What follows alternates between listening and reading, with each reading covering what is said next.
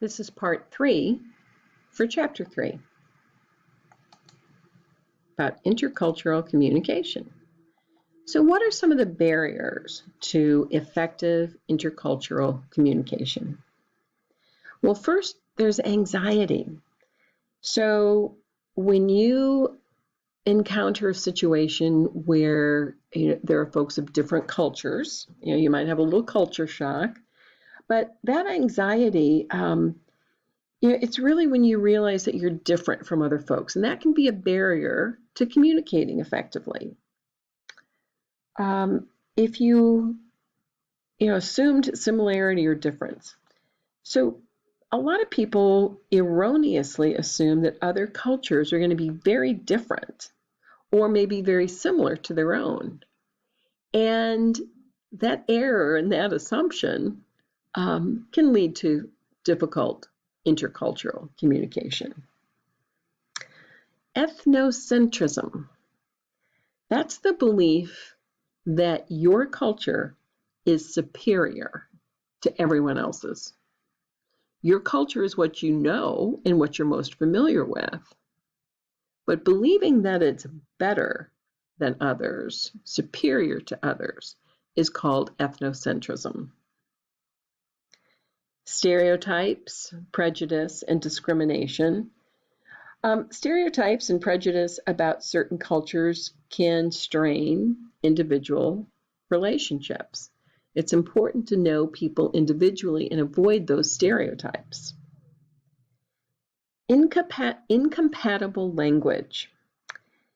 So cultural variations in the way we communicate, including the words that we use, and other communication codes such as the pitch of our voices, the volume, the speed at which we speak.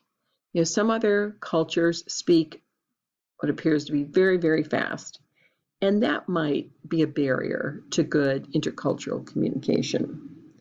And then incompatible norms and values. Well, if there truly are clashes between your values and norms and another culture's values and customs, that can be a barrier to good intercultural communication.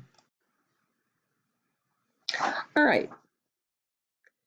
So these are some communication competence strategies. How do you become a better intercultural communicator? First, learn about different cultures and co-cultures. Engage in some formal study, take some classes. But be careful that if you're not a member of that culture or co-culture, it would be difficult in formal study in a class or a seminar to really pick up everything. So don't think that you know it all just because you've read a little bit about it. Observation. So you can certainly learn about other cultures and co-cultures by watching members of that culture interact with each other. Okay, immersion is really, participating in that culture. Participant observation is learning about a culture by living or working with people whose cultural assumptions are different than yours. You might have heard about language immersion. This is where, to learn it, like if you want to learn Spanish, for example, you pack up and head to Costa Rica and live with a family there who will speak nothing but Spanish to you. That is immersion. And if you do that, you can be immersed then in their culture as well. Okay. Another thing is that you really have to adopt different attitudes.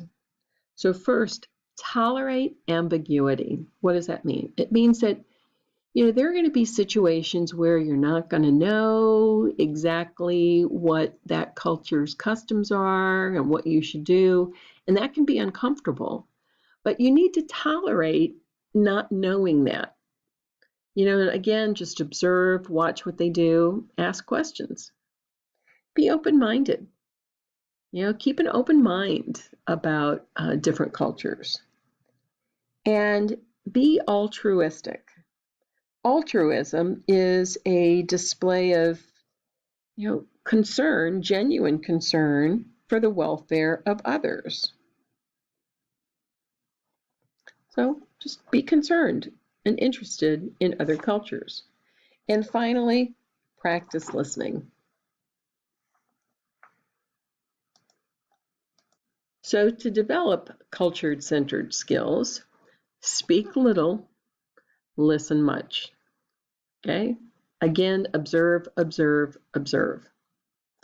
And practice intercultural empathy. Or,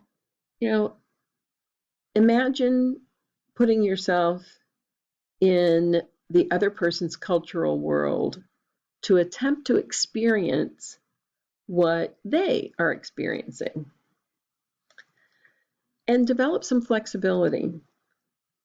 What I mean by that is, the ability to adjust your communication to fit the other person and the situation. And then finally, learn more about the world and what's going on in it. And that concludes part 3, and this is the end of chapter 3.